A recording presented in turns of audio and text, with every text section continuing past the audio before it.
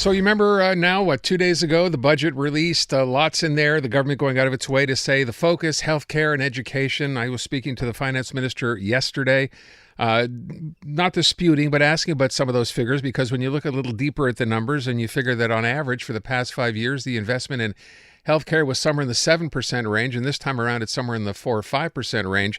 It's hard to say it's bigger than ever. But Aaron Derfel, Montreal Gazette health reporter, dug a little deeper, and has come up with something specifically as it relates to seniors. So where Christian Dubé, our health minister, came out the other day touting this budget as offering the best care possible to Quebecers, especially seniors, and that's a quote, a little deeper dive shows perhaps otherwise. Aaron, thanks for being here. My pleasure, Aaron. Let's talk about that. So there's the minister saying, look at what we're doing for seniors, but what in fact is happening here? Yeah, so, when I analyze the budget, it shows that the new investments in care for seniors is tapering off. They are making investments, but if you compare what the projections were over the next 5 years last year with what their projections are over the next 5 years this year, you're seeing a clear tapering off, and they're basically downsizing. So they're making new investments in healthcare, but last year it was like $5.6 billion. This year, they're saying $3.7 billion over 5 years. So they're tapering it off, and we understand why, right? There's an $11 billion deficit. Mm-hmm. That's a record as an absolute number, and the spending on education went up by 9.3%. That's largely, I believe, it reflects the fact that they reached a deal with the teachers, and they have to pay them more, understandably. But in Quebec, we have not yet reached a deal with the nurses. That's going to weigh heavily. So what the government is doing is it's finding ways just to optimize, that's their new word, and to taper off some of the spending. And what I wanted to do was I just wanted to counter some of the spin. This is something that governments do all the time, but the CAC government is particularly good at it, which is they in their budget they outline what they're going to be spending this year. But in addition, they say we're making projections for the next 5 years. There's going to be an election in October of 2026. How can the CAC government commit to spending in 28-29? It can't. So from year to year, it alters these projections and it changes its priorities. And what this shows is that it's come at the expense of seniors. What I find is problematic is that our population is aging right now, and 1 in 4 Quebecers is at least 65 years old. By 2041, it's going to be 1 in 4 Quebecers. There are record wait lists for home care, and the government is tapering off new investment for seniors. Which is the disturbing part, because the government, it seems to me, Aaron, has gone out of its way to talk about the fact that it values seniors. It talked about building, homes, which I know that process is not going extremely well either in terms of numbers, actual numbers. But this idea of home care, and the minister, again, went out of his way to talk about this only a few months ago. What are those numbers looking like?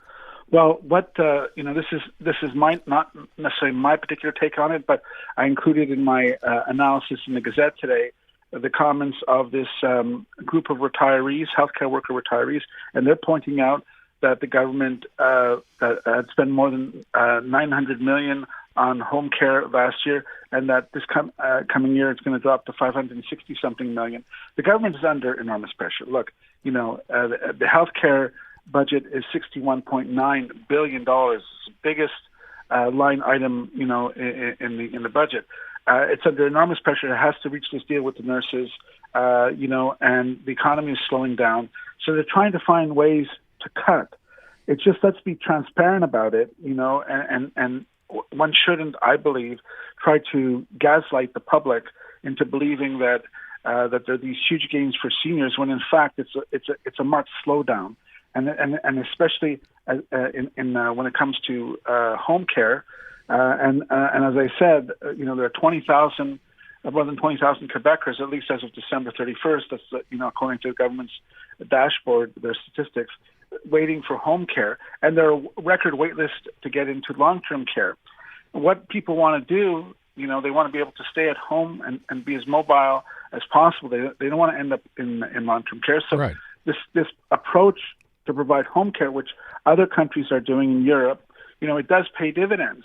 It's prevention to prevent things getting worse, someone taking a tumble, ending up in the hospital, and then it costs the healthcare system more money. So you could say that this tapering off of investment in the care of seniors, it might be penny wise, but it's pound foolish. Yeah, it's also, again, to the point of Christian Dubé going out of his way to say this is going to be a priority for this government, that clearly the government has access to the same numbers. They know the population is aging, so to be able to say, and maybe it's nothing more, as you said earlier, the fact that, look, when you're dealing with an $11 billion deficit, you're going to have to pull the plug somewhere. So you can say that you're investing more money, but when you look at the numbers, in fact, you're investing less. Well, they're tapering off these new investments. Okay, so they're slowing it down. So they're cutting it in half. So when it came to seniors last year, they were going to say, they're going to, just for seniors, they were going to earmark $400 million in new investments for seniors, and then this year that new investment has been revised downward to $200 million. Right, exactly. And it's because they've got to make these hard choices. There's a slowdown in the economy, less tax revenue. But it also calls into question the decision last year, you'll recall, to give $400 checks. Yeah. I think that cost the government, Treasury, $1.5 or $6 billion. Was that necessary? We're not talking about raising taxes, but they gave these $400 checks supposedly to fight inflation. How much good did that do? So right now the government is caught between a rock and a hard place. The economy is slowing down. They soon have to reach a deal with the nurses, which is going to cost them a lot of money. And they've got this record deficit, which, François Legault right now is trying to spin as a percentage of GDP. It's like only the sixth worst budget in the modern history of Quebec. But as an absolute number, it is a record. It's $11 billion. So they're finding ways to cut funding. But, for example, they did increase the budget for language, for the promotion of French language. So these are that amount. I don't know what the exact figure is. But it's a drop in the bucket in terms of the overall budget. But this, given that healthcare takes up so much of the spending, they have to find ways.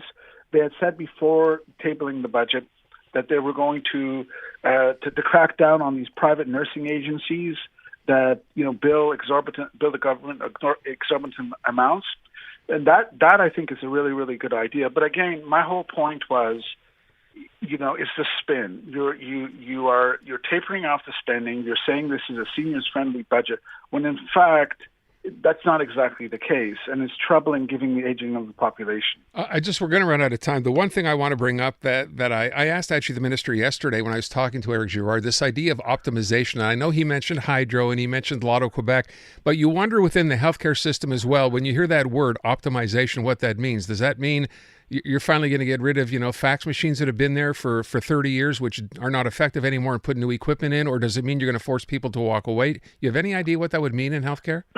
I think optimization is a euphemism for cuts. Yeah. But what they try to do is first to cut administration, and the last thing they want to cut is clinical care. But in the hospitals, everything is mission critical. If you cut, for example, on housekeeping, that leads to hospital-acquired infections.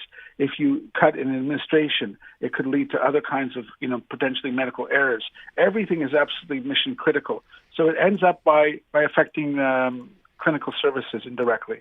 Let's hope that's not what happens, at least as far as healthcare is concerned. Aaron, thank you so much. Appreciate it. My pleasure.